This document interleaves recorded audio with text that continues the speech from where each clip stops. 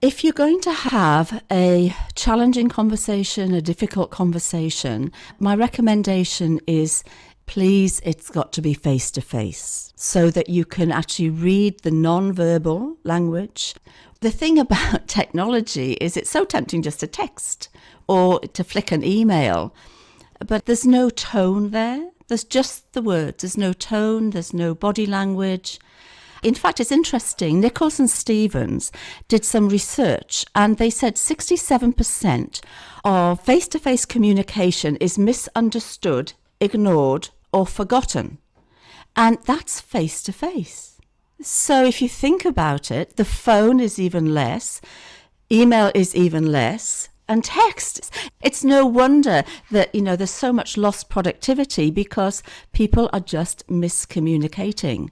And the appeal of assertiveness is you get in touch with what you need, what the other person needs, and you're able to ask for what you want and discuss it calmly, professionally. I love technology and what it's enabled us to do. However, whenever there's a challenge, a misunderstanding, disagreement, then we must come back to the face-to-face. And one of the things you can do is obviously you can speak first, then you can follow up with an email. When you come into a new culture, first of all, you step back and you observe.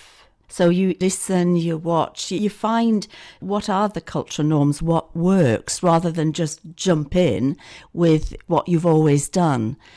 And it takes a bit of discipline to do that. It takes skills to do that. And I would say that these are assertive skills. And it's coming back to that. If you respect the other people and their culture, and I'm a huge fan of being flexible. I really do teach about flexibility of thought, mind, language, what you do with your body. And it's in that flexibility that you are able to fit in. Really good organisations have an induction programme.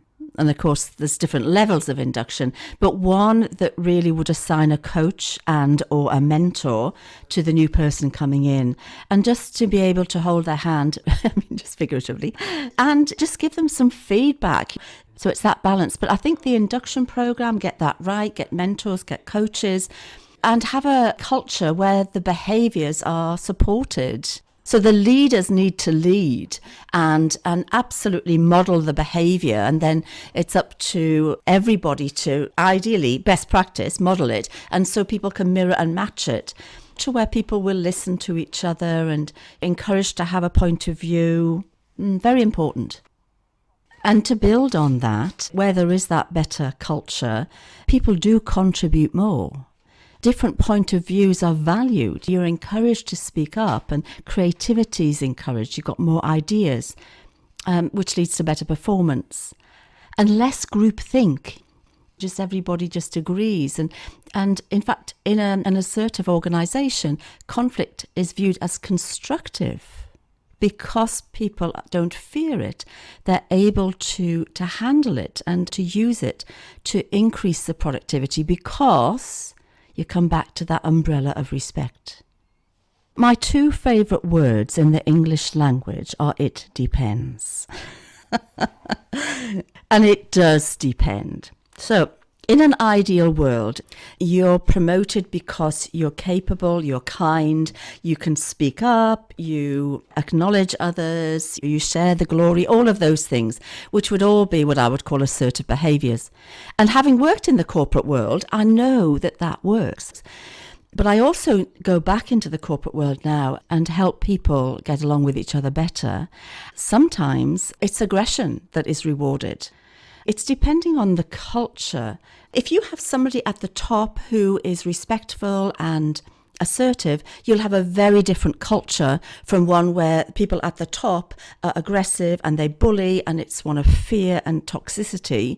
It's a very different culture. And both can be successful. This is the reality. But where would people rather work? And the other thing is, with that perspective, you can also look at the business as a separate entity. So you've got the task that needs to be done, the team, you've got the individuals, and you've got the business as a whole. And people with those perceptions do what's right for the different components. I like the philosophy of physiology first. So if you want to change what you say or what you think, if you change your physiology first, that actually helps the others. The others come on board quite more easily than trying to change your mental state or just trying to change your language. So just standing up, if you're not driving a car at the moment, just stand up. I'd say stand up straight, tall, look up and smile. Yes. And how do you feel? Yay! And in fact, I teach this, of course. I say to people, if you're depressed, well, your physiology will be slumped, your breathing will be shallower, you'll be looking down, you'll be more closed off. And that's fine if that's what you want to do and be for however long you want to.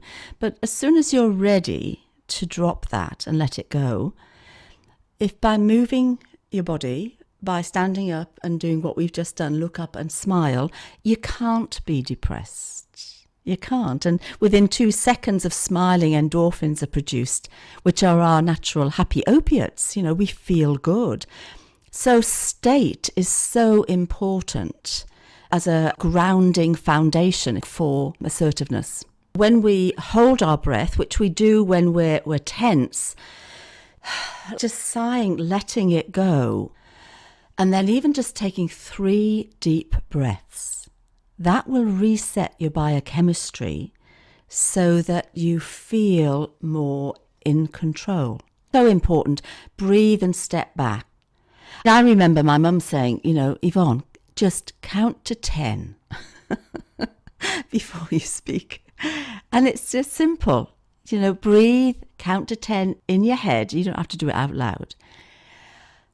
And in that time, you've probably changed how you're going to say what you're going to say and possibly what. It's physiology. It's what are you doing with your body? Just having more awareness of that. Are you in fact in a resourceful state?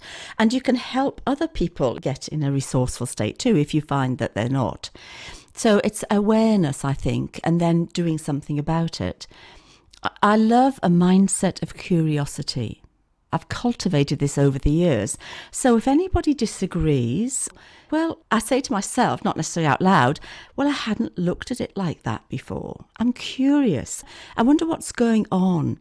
And I've just found that so helpful, helping me have more empathy. But remember, enough, not too much, just enough, and having that balance. It's practice. The other thing is take small steps.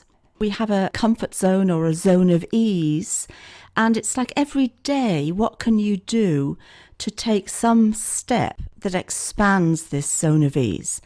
If you don't speak up much in meetings, it could be that you do the preparation beforehand and have 3 points that you want to make. Or if you speak a lot at meetings, it just might be, okay, how about I challenge myself to speak up and then shut up to what is pertinent rather than keep moving and to keep talking. If we do hone those mental skills of curiosity, we hone our physical skills, keep our intention right, practice with our language. We haven't talked much about language, but it's really important to ask for what you want, not what you don't want, and help each other.